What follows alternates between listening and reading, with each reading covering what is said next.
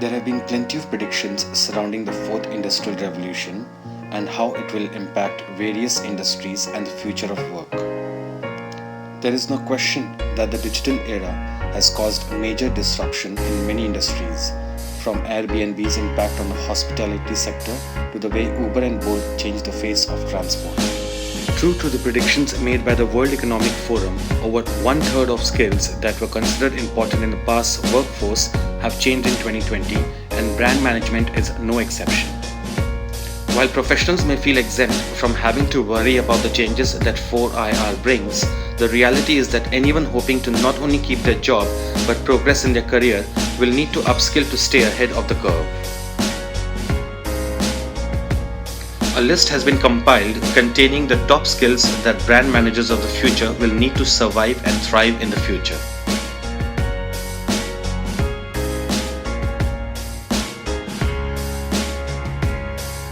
It used to be that strategic thinking and creativity were considered two separate skills on either end of the spectrum, with creativity being more of a priority in artistic fields like design and photography, and less so among those responsible for steering the ship. However, brand managers in the 4IR will need to understand the importance of tapping into their creativity to generate and execute groundbreaking strategies, ensuring the brands they manage remain relevant while always being a step ahead of its competitors.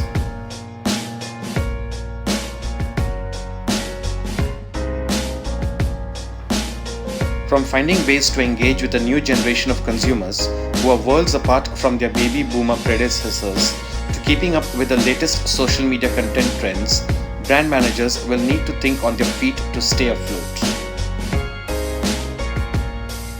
Managing a brand in the digital age involves navigating an ever-evolving landscape of challenges, which requires the ability to look at problems from different vantage points while taking a number of factors into consideration.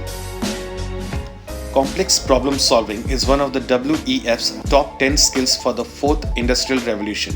One will need to have a good understanding of the world and how it works in order to find the innovative solutions for brands of the future.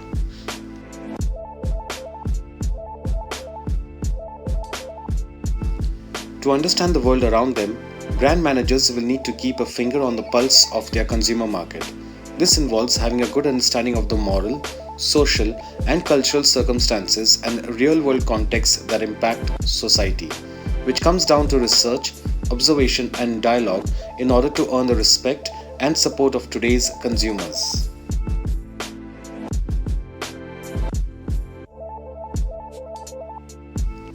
Most people are aware of Facebook and the many other popular social media platforms that people spend their time on. But a brand manager's job is to unpack the potential of these channels for the benefit of their brand. While algorithms and software can be helpful when it comes to gaining important insights, they are simply tools at the brand's disposal and no match for the expertise of a human being. This is where brand managers come in. They will need to be able to take these insights, add this to the unique understanding of the power of digital platforms, and turn all this into a meaningful outcome for a brand.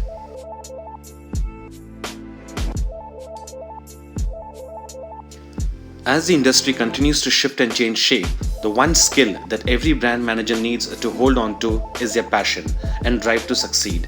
While it may seem obvious, it's easy to get lost in trying to survive the 4IR. A brand manager of the future will play an important role in ensuring that a brand adds value, makes meaningful contributions to the world, and takes accountability for its every decision and action. Brands have the power to influence and affect change, and brand managers hoping to survive in the future will need to hold on to these ideals more fervently than ever. The 4IR has already significantly changed the landscape of careers, work, and the future. While somewhat uncertain, it will be bright for those who invest in themselves.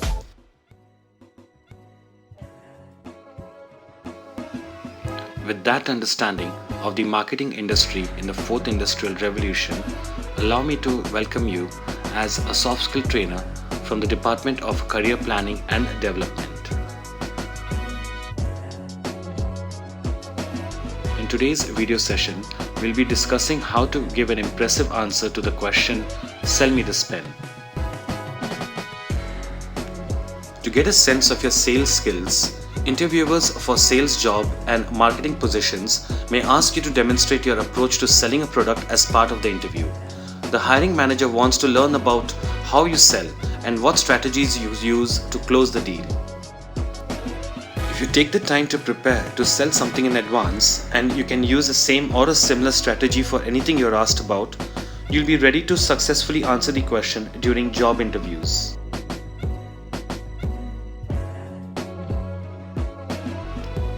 Interviewers ask applicants for sales, marketing, and related jobs this question, and other questions about your ability to sell, because they want to identify whether candidates can sell and what sales techniques they use.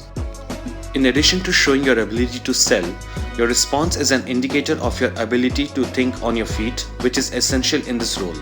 Your answer also demonstrates your communication skills. It's not always a pen in this interview question. Apples or pens are traditional picks for this question, but interviewers may ask you to sell any product on the spot, including one that the company makes. The interviewer's goal is to find how well you can sell.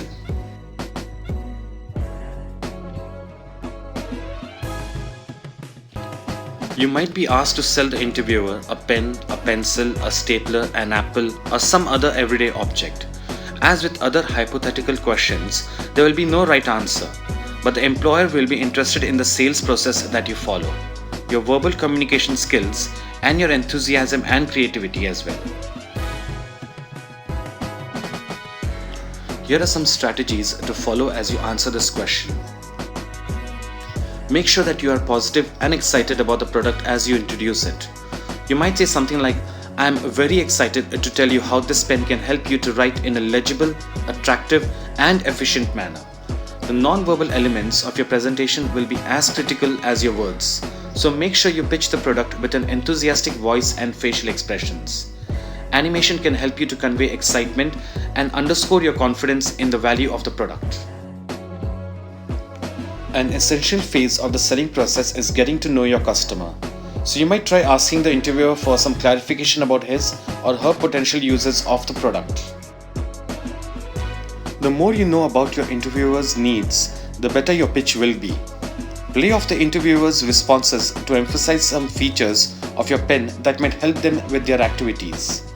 For example, if your interviewer mentions taking notes at meetings as a priority, then you might say that your pen has a fine point and non-smearing ink, which would enable her or him to take legible notes. If your interviewer was frustrated by pens that didn't write on certain surfaces or quickly ran out of ink, you could emphasize how freely the ink flows from your pen and the large capacity of the ink available. Some interviewers may not play along with your effort to assess their preferences, so be ready to sell the product without their input. Emphasize features of the product and benefits that the customer will derive from owning and then using it. Think about your own experience with the product and the possible experiences of other users as you craft a response. Eliciting and overcoming objections to a product is a critical element of the sales process. After making some statements about the benefit of the product, check back with the interviewer to determine if they have any concerns that would stand in the way of a purchase. You could ask, "After hearing my pitch, is there anything that would stand in the way of you purchasing this pen?" If the interviewer mentions something like the cost, then counter with a statement such as, "I have been authorized to provide you with a 20% discount if you order 3 cases or more of our pens. We also have a money-back satisfaction guarantee." You can also talk about the competition. For instance, you might say, "I know you mentioned that oranges are another favorite snack. Comparatively, apples are easier to eat without causing sticky hands from juice or needing to be peeled. Apples are the perfect on-the-go snack." Salespeople who are willing and effective closers are in the highest demand. Don't hesitate to ask the interviewer for his or her business at the end of your presentation. Make an enthusiastic final statement that includes a request to serve the customer. Interviewers won't expect you to be 100% factually correct when you're coming up with an answer on the spot. So feel free to be creative with your response as long as your assertions are plausible and delivered convincingly. Remember that confidence in the quality of your product is fundamental to effective sales. So let's have a sample. To help me to understand better how my product might help you, I would love to learn about how you use a pen during your daily routine. When do you rely most on a pen during the day? When was the last time you used a pen? What was satisfying about the experience and what was lacking or frustrating? So let's understand why this answer works. You'll need to follow up with a cell once you hear the interviewer's response. But starting your answer with questions indicates that you realize an essential part of being a good salesperson is understanding the customer's needs and using listening skills. The second sample. I would love to be your preferred provider for the highest quality pens. I will work to justify the confidence that you would place in me and our product and make sure you're thoroughly satisfied with the product. Can you move forward with your first order? The reason why this answer works is because ultimately an interviewer wants to hire a salesperson who can land the deal. This candidate makes a strong close. No need to shy away from a confident conclusion to your attempt to sell the widget. That's a quality interviewers seek. So here are some tips for giving the best answer. First, take the question seriously. How would you handle the selling process in real life? Do your best to show the strategies you would use in your response. Second, keep trying. Maybe the interviewer won't be receptive to your attempts to ask questions or make an emotional appeal. Keep talking and keep up your confidence. Respond as you would if a client was challenging or quiet during a cold call. And third, don't forget to close. Do try to actually land the deal. The good news is that this isn't real life. So you can offer great deals to help persuade the customer, that is your interviewer, if you think that will be a good tactic. Next, what not to say. Do not say I am not comfortable doing that. You have to answer the question. So any response that tries to avoid it by saying you're not comfortable responding or this isn't reflective of how you'd sell in real life isn't very helpful. Second, do not go beyond describing features. The interviewer knows what a pen does or why people eat apples. In your response, aim to make a connection, either an emotional appeal or some kind of connection to the interviewer's needs. You can always guess as to why the interviewer will benefit from the pen. That's probably a better tactic than just listing features. With that, we come to the last section of today's video. This section will help you with some key takeaways. Your response will reveal many of your relevant skills. So interviewers will be looking for how you handle tough situations, your communication skills, and your ability to land a deal. Next, use your preferred tactics. Yes, this situation is a bit strange, but you can still use the techniques you use in a real-world sales situation. And last, be enthusiastic. Maybe you dread this question. Don't show it. Be upbeat and engaged in your response. With that, we end today's video session. Thank you for attending it and watching it. I wish everyone a good day. Stay blessed, stay happy, and take care. Bye.